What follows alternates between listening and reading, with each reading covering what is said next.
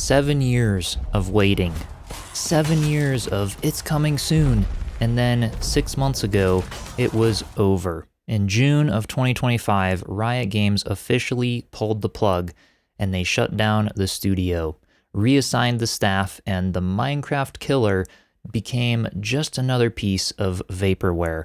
But in about 2 days from the time of this video, on January 13th, everything changes. And Hytale is coming to early access, but it's no longer coming from a multi-billion-dollar corporation. It's coming from the original founders who used their own money to buy back the game and save it.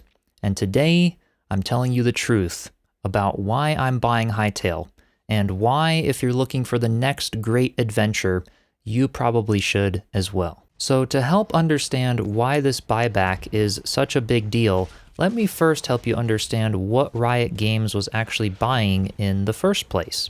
So back in 2013, two guys named Simon along with the co-founder Philippe started a Minecraft server called Hypixel.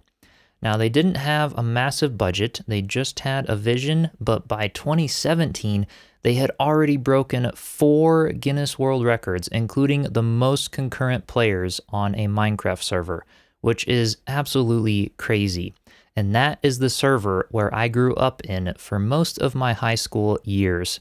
Before I moved into Valheim and more hardcore survival games that you see on this channel now, I was a hardcore Bed Wars sweat. I spent thousands of hours in those lobbies, and that's actually how this channel started, by documenting that community and the grind and playing the mini-games on the Hypixel server. But Simon and Philippe hit a ceiling. They were limited by Minecraft's engine and EULA and things along those lines, so they decided to build their own game, which is Hytale.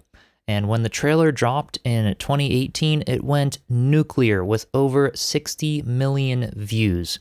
And that's when Riot Games stepped in 2020, and they bought Hypixel Studios.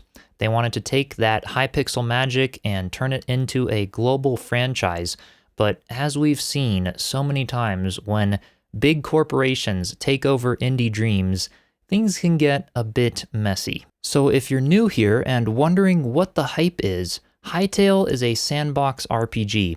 It's what happens when you take the infinite freedom of Minecraft and slam it into the atmosphere and progression of a game like Valheim with basically infinite modding support and creative potential, if that makes any sense.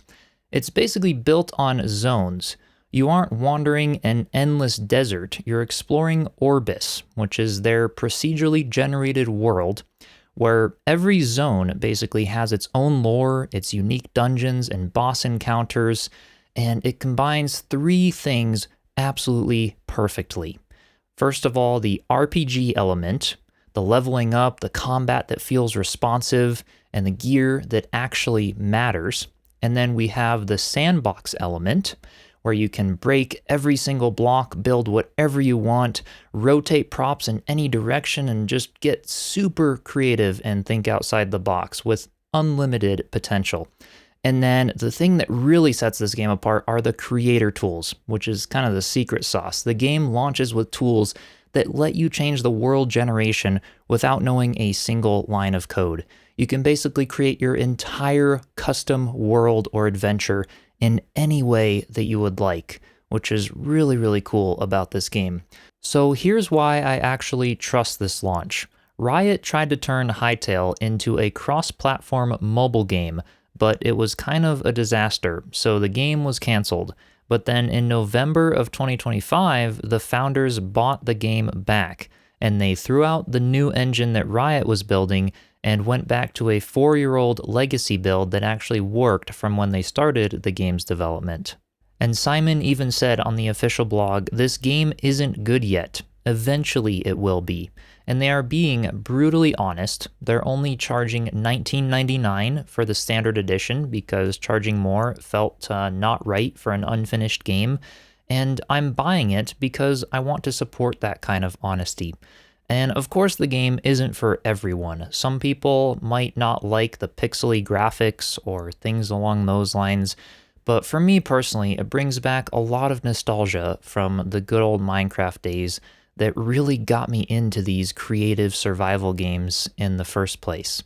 And I can only hope that Hytale will be a big success, not only for the devs, but also for the community, given that a lot of its influence is actually coming from the community, which is really cool to see. Now, I have had some of you ask if we are launching a Chiselchip community server on day one, and the honest answer is not quite yet. This is early access, it's going to be buggy. I don't want to rush into a server until I know the game is more stable and actually fun to play together. But if the game does well, and based on the founder's track record, I think it will, then down the road, we will absolutely look at building a home for the Chiselchip community with all kinds of custom adventures and fun. But for now, I'm just going to be a player discovering the world alongside you. In a couple days, a 7-year curse finally breaks. So if you want to see my first hour in the game, make sure you're subscribed, and I will be going live with a first look when the game launches, and hopefully having many more fun times to come.